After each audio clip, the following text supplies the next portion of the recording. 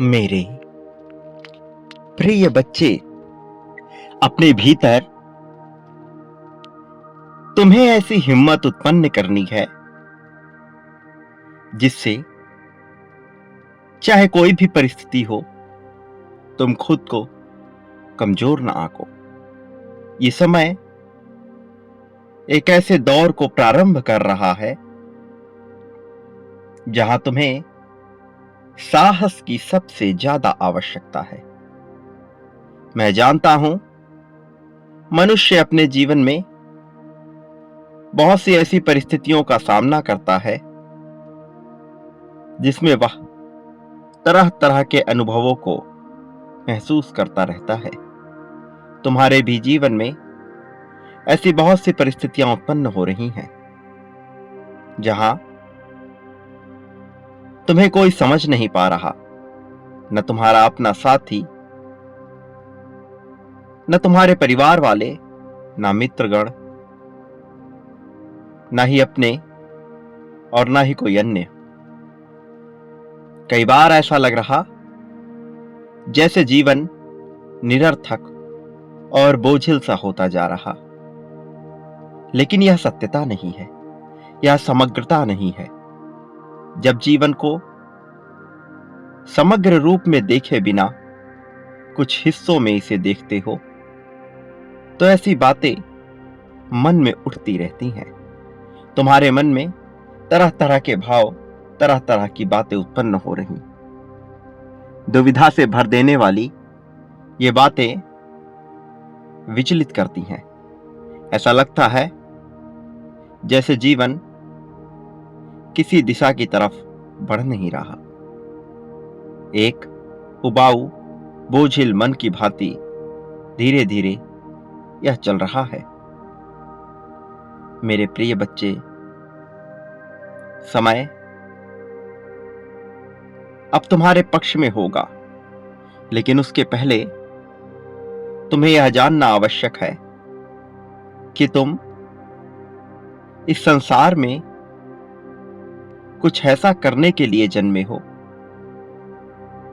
जिसमें तुम्हें उत्साह और साहस की अत्यधिक आवश्यकता है। तुम्हें समझना होगा कि तुम्हारा जीवन संघर्षशील और दुखी होने के लिए तुम्हें नहीं मिला है। यह जीवन तुम्हें इसलिए नहीं मिला कि तुम सदैव चिंताग्रस्त रहो, कि तुम सदैव यह सोचो कि तुम हर हाल में तकलीफ ही पाओगे। मेरे प्रिय बच्चे, जब खुद को तकलीफों से घिरा हुआ महसूस करो, जब लगे कि कुछ भी अच्छा नहीं हो रहा, तो अपने मन में अपनी विचारधारा को बदलने का कार्य सर्वप्रथम करो। सर्वप्रथम अपने मन को याद दिलाओ कि ये जो परिस्थिति तुम्हारे सामने अभी आ खड़ी हुई है, ये कोई समस्या नहीं है, ये एक चुनौती मात्र है जिससे तुम्हें आगे निकलना है। ऐसी चुनौती जिसके तुम्हें पार जाना है। मेरे प्रिय बच्चे, अपने जीवन को बेहतर गति, बेहतर दिशा देने के लिए तुम्हें कुछ फैसले लेने हैं। तुम्हें निर्णायक होना है, और फिर चाहे प्रेम हो अथवा धन, तुम्हें सब कुछ हासिल होगा। फिर जीवन ऐसा नहीं रहेगा जैसा अभी है। तुम्हारी जीवन शैली में ऐसा परिवर्तन आएगा कि तुम पूरे उत्साह से भर जाओगे। किस बात का भय है तुम्हें? कौन ऐसा है जो तुम्हें विचलित कर सकता है? इस संसार में तुम्हें विचलित करने वाला कोई शख्स अभी पैदा नहीं हुआ।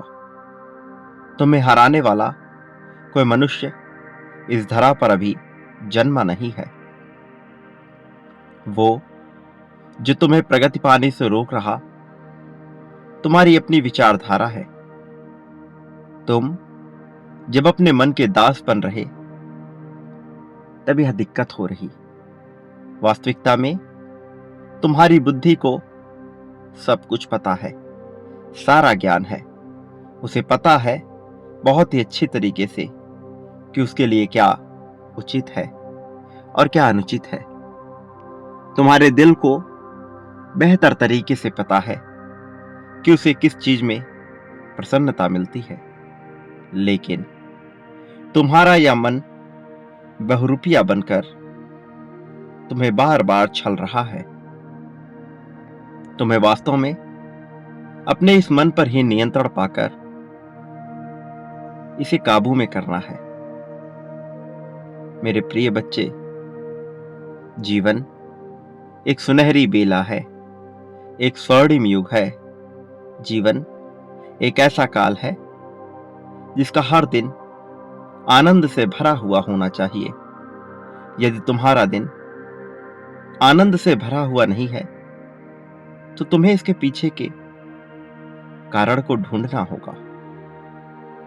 यदि तुम सदैव इसलिए चिंता में रहते हो क्योंकि तुम अपने जीवन से संतुष्ट नहीं हो, सदैव अभाव का विचार कर रहे, तो तुम्हें याद रखना होगा जो तुम्हें मिला है वह भी उपहार स्वरूप ही है।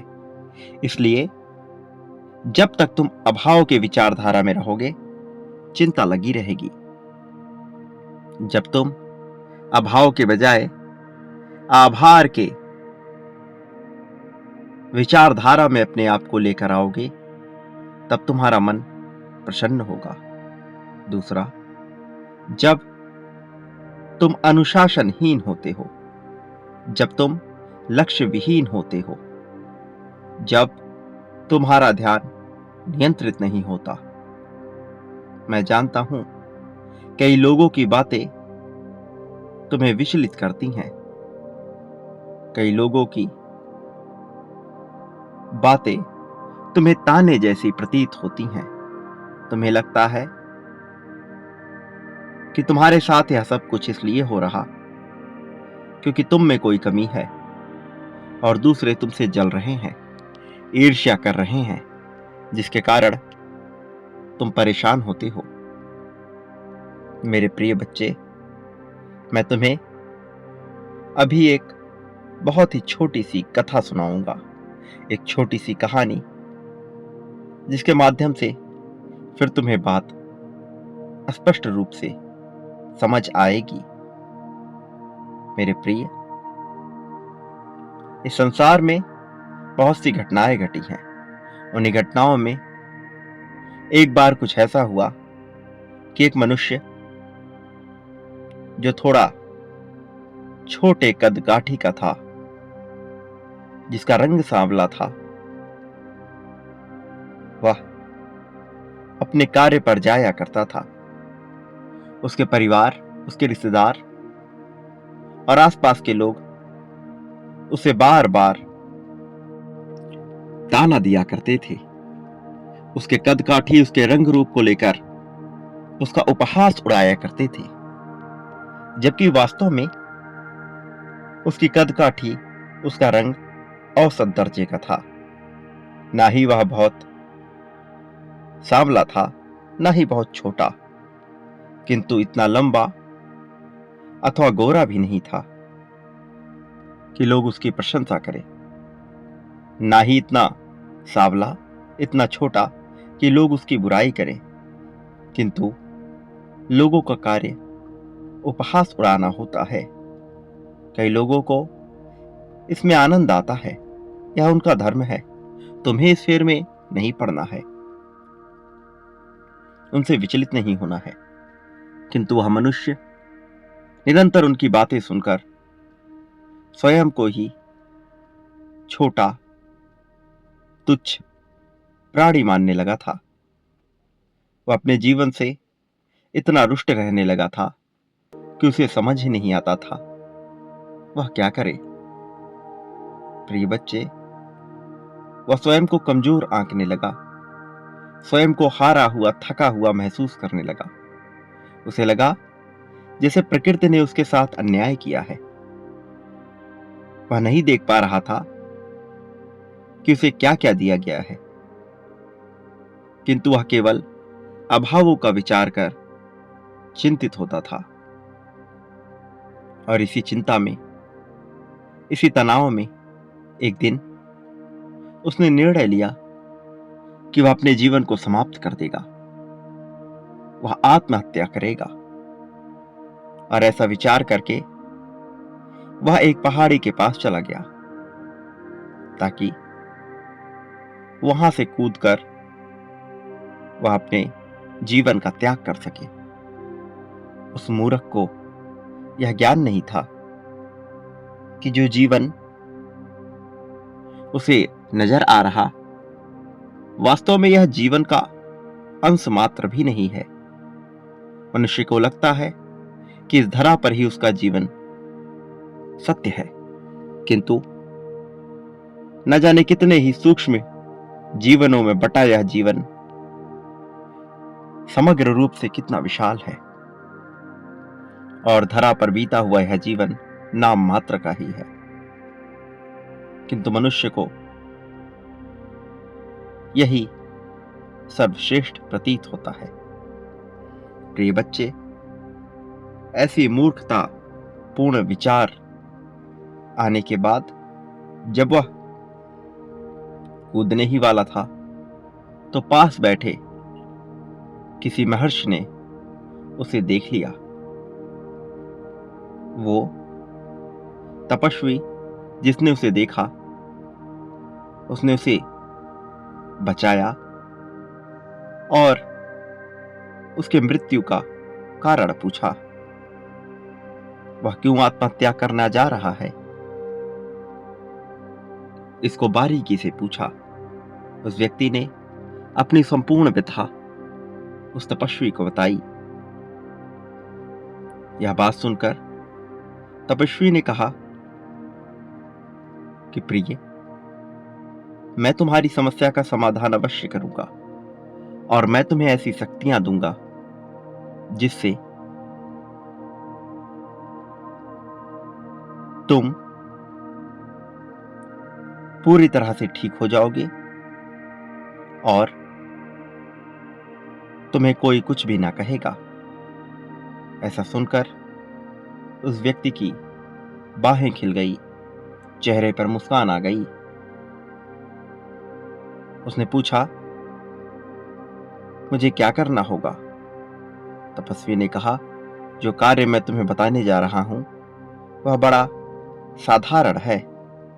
तुम एक बार उसे संपन्न करोगे तो तुम्हें मैं वह शक्ति प्रदान करूंगा। वह सब कुछ करने को तैयार था। उस मनुष्य ने तपस्वी से पूछा और तपस्वी ने कहा, कल जब तुम मार्ग में चलोगे जहां लोग तुम्हारा उपहास उड़ाते हैं, तब उसी मार्ग से आते हुए तुम्हें अपने हाथ में एक बड़ा बर्तन लेना है। जो बर्तन पूरी तरह से दूध से लबालब भरा हुआ रहेगा, उसे तुम्हें मेरे पास लेकर आना है। लेकिन यह याद रखना कि उस बर्तन से दूध की एक बूंद भी धरती पर नहीं गिरनी चाहिए। यह सुनकर वह मनुष्य वहां से चला गया। अगले दिन उसने ठीक वैसा ही किया। वह बर्तन में भरे दूध को लेकर उन तपस्वी के पास आने लगा। मार्ग में कई लोगों ने उसे देखकर उपहास उड़ाया, बात बात पर उसका मजाक बनाया। उसके कद काठी को लेकर और ऐसे पागलों जैसी हरकतों को देखकर लोगों ने उसका उपहास उड़ाया, किंतु उसने कोई प्रतिक्रिया नहीं दी, क्योंकि उसका पूरा ध्यान केवल इस बात पर था कि दूध की एक बूंद भी नीचे न गिरे। मेरे प्रिय बच्चे, जब वह दूध का वह बर्तन लेकर उन तपस्वी के पास पहुंचा और उसने उन्हें वह दिया तो तपस्वी ने पूछा कि आज मार्ग में कितने लोगों ने तुम्हारा उपहास उड़ाया। उसने कहा, मैंने तो किसी की भी आवाज नहीं सुनी, क्योंकि मेरा पूरा ध्यान केवल इस बात पर केंद्रित था कि दूध की एक बूंद भी धरती पर ना गिरे। तब उन तपस्वी जन ने कहा कि मैं तुम्हें यही बताना चाहता हूं कि जब तुम किसी लक्ष्य को साध कर उस पर पूरी तरह से अपना ध्यान केंद्रित कर लेते हो, तब आसपास कोई क्या कहता है यह महत्वपूर्ण नहीं रह जाता। प्रिय बच्चे, तुम्हारे पास क्या नहीं है इसका विचार किए बिना यदि तुम केवल अपने एक लक्ष्य को साध कर उस पर अपना पूरा ध्यान केंद्रित करो, तो तुम्हें ना ही किसी की बात सुनाई देगी, ना ही कोई चिंता होगी। वास्तव में इस संसार में जितने भी लोग महान कार्य किए हैं, उन सब ने अपना लक्ष्य निर्धारित किया था। उस लक्ष्य के निर्धारण के साथ ही जब तुम अपने जीवन को जोड़ोगे और जीवन जीते जाओगे, तो तुम्हें प्रसन्नता का अनुभव होगा। यह खुशहाली तुम्हें कहीं अन्य जगह पर ना मिलेगी। प्रिय बच्चे, वास्तव में तुम्हारे लिए जीवन जीने का दौर प्रारंभ हो रहा है। अब तक तुमने बहुत सी भूलें की है, बहुत सी ऐसी गलतियां हुई हैं जिसका पछतावा तुम कई बार कर भी नहीं पाते। तुम्हें लगता है तुमने अपने जीवन को बर्बाद किया है, तबाह किया है, इसे नष्ट करने का कार्य किया है, किंतु अतीत में की गई गलतियों का विचार ना करके और भविष्य में आने वाली चीजों की चिंता ना करके जब तुम इसी क्षण में जीना सीखने लगते हो, तब वास्तव में तुम्हें खुशहाली महसूस होती है, सर्वोत्तम आनंद प्राप्त होता है, सत्य चित्त आनंद। वही तुम्हारे लिए सच्चिदानंद बन जाता है, वही तुम्हारे लिए परमात्मा स्वरूप हो जाता है। वास्तव में हर उत्कृष्टता में मैं ही होता हूं, मैं ही तुम्हारे लिए हर जगह मौजूद हूं। केवल आवश्यकता है तुम्हें दिव्य दृष्टि के साथ देखने की, अपने नजरिए को बढ़ाने की। तुम्हारे लिए जीत की राहें तैयार हो चली हैं, इसे अपनाओ, स्वीकार करो, आगे बढ़ो, यह तुम्हारे लिए आवश्यक है। प्रिय बच्चे, लक्ष्य साध कर उस दिशा में कदम बढ़ाओ, निश्चित तौर पर तुम्हें जीत मिलेगी। जीतना तुम्हारा अधिकार है, यह जीत तुमसे कोई छीन नहीं सकता, लेकिन इस जीत को पाने के लिए तुम्हें भी तत्पर होना होगा। इसी क्षण संख्या 5555 तुम्हें अवश्य लिखना है। संख्या 5555 अवश्य याद रखना, यह महत्वपूर्ण है। प्रिय बच्चे, अपनी जीत के बारे में लिखो, यह घटेगा निश्चित तौर पर, भले ही यह अभी दिखाई न दे, किंतु यह हो रहा है, यह चल रहा है, निरंतर एक साथ चल रहा है। मेरे प्रिय, सत्यता के साथ आगे बढ़ो, तुम्हारा कल्याण निश्चित है। एक बात सदा याद रखो, इस संसार में जो मनुष्य बांटने का गुण जान जाता है वही पाने वाला होता है, और इतनी ज्यादा मात्रा में पाता है कि तुम सोच भी नहीं सकते। जितना वह बांटता है उससे कई गुना ज्यादा मात्रा में वह पाता है। संख्या तुम्हें पता है, क्या कब कैसे तुम्हें पता है। प्रिय बच्चे, बांटना प्रारंभ करो। प्रेम, धन, संपत्ति, समृद्धि, त्याग, शोक, समर्पण, दुख, अशोक, आकांक्षा, अभिलाषा, अतृप्तता, संतुष्टि, जो कुछ भी बांटोगे बदले में अपने लिए वही प्राप्त करोगे, कई गुना ज्यादा मात्रा में प्राप्त करोगे। चयन तुम्हारा है, क्या पाना है क्या बांटना है तुम जानते हो। यह याद रखो, तुम किसी भी पल अकेले नहीं थे, मैंने तुम्हें किसी भी पल अकेले नहीं होने दिया। हर पल मैंने तुम्हारा साथ दिया, हर पल मैं तुम्हारे साथ हूं। प्रिय बच्चे, मेरे आने वाले संदेशों की अवश्य प्रतीक्षा करना। मैं अवश्य आऊंगा तुम्हारा मार्गदर्शन कर, तुम्हें जीत दिलाने, तुम्हारी उंगलियां पकड़कर तुम्हें जीत की राह पर ले जाने के लिए। चिंता का त्याग करो, भविष्य में कुछ नहीं रखा, अतीत अब किसी काम का नहीं रहा। जो कुछ है इसी क्षण में, इसी वर्तमान में है। इसी क्षण में आनंद लो, इसी क्षण में पूरी तरह से भीग जाओ, डूब जाओ। चाहे लेटे हुए हो, चाहे बैठे हुए हो, चाहे कहीं खड़े हो, चाहे चल रहे हो, हर क्रिया में आनंद लो। हर क्रिया अपने आप में एक आशीर्वाद स्वरूप ही है। मेरे प्रिय, तुम्हारा इस जगत में कल्याण होगा, तुम्हारा उद्धार निश्चित है। सदा सुखी रहो, लोगों में खुशियां बांटो, तुम्हारी प्रगति होगी।